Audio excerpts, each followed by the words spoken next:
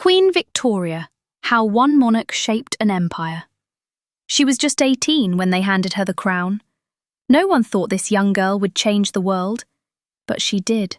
She oversaw an empire so vast that the sun never set on it, and her name? It defined an entire era.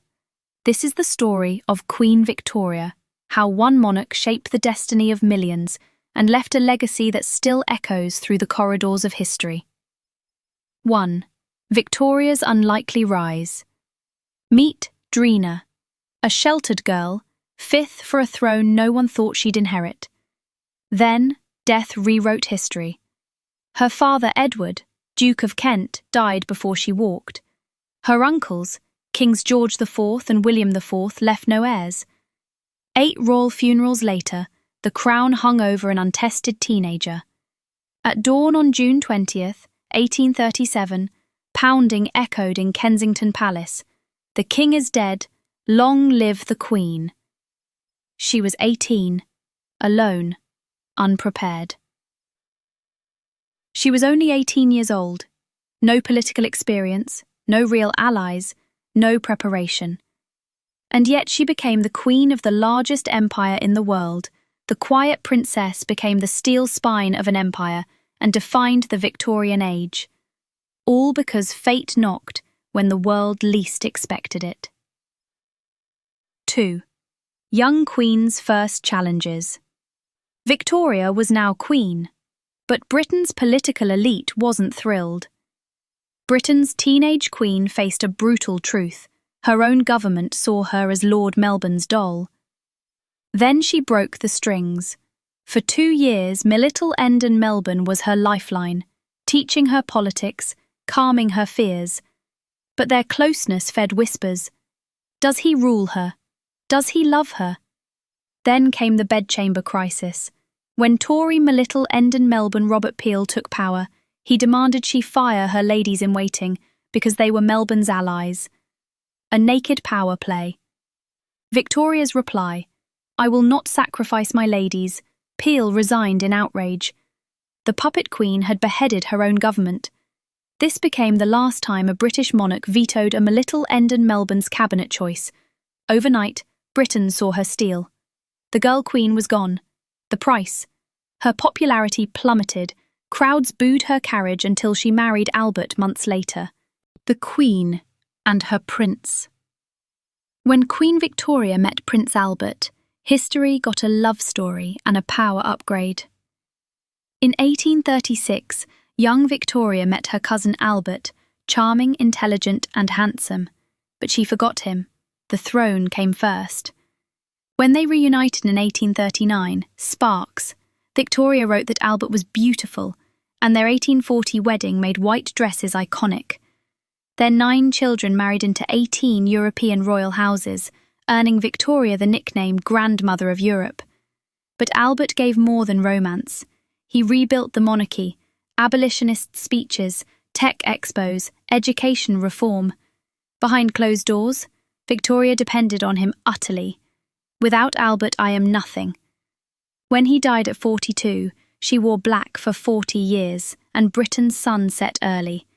He turned palaces into powerhouses. She turned grief into an era. 4. Building the British Empire. In 1837, Victoria inherited an empire. In 1901, she left the largest in history, where the sun truly never set.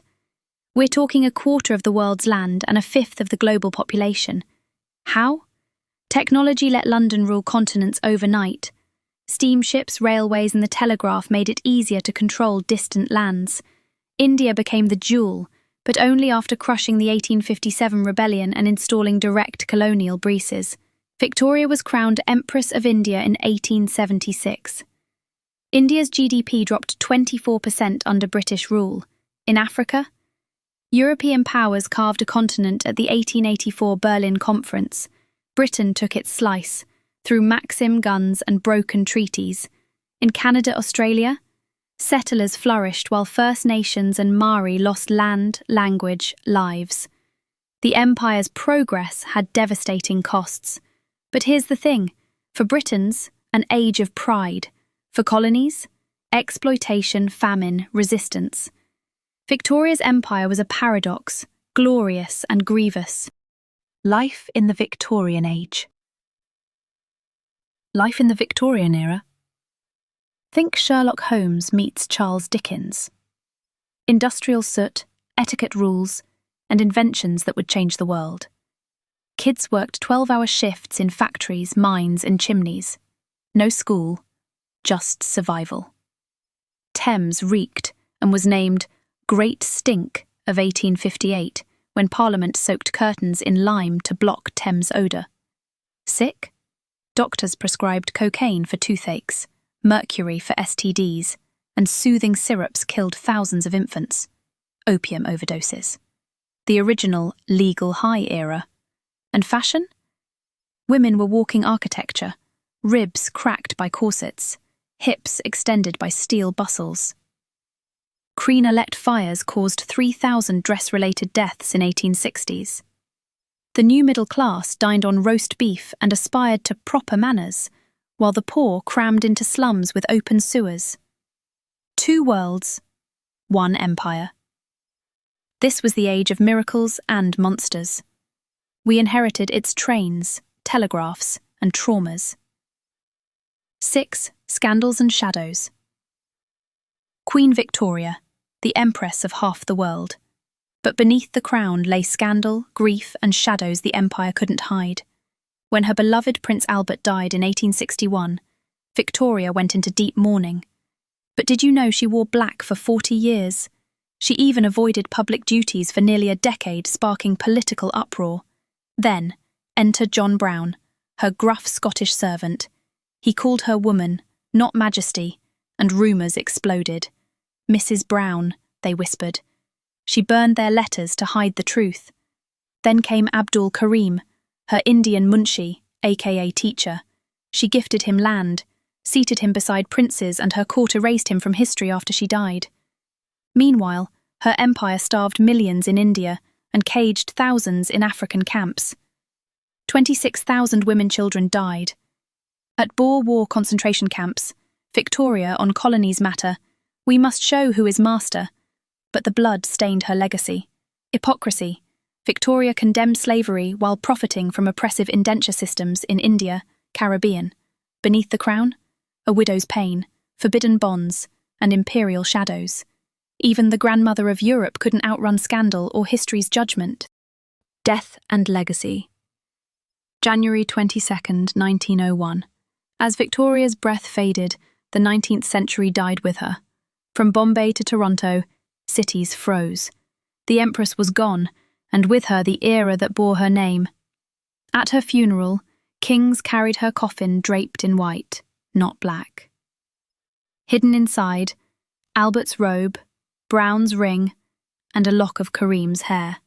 Her grandson, Wilhelm II, was a pallbearer, ironic given he'd lead Germany into World War I against Britain. Her son Edward took the throne, but the empire was cracking. She died believing her empire eternal, yet the Boer War, fought in her name, exposed its weakness. Her funeral gathered Europe's royals. 9 would lose their thrones by 1918. Germany's factories boomed, America rose. The age of unquestioned power, over. Victoria's death didn't just end a reign.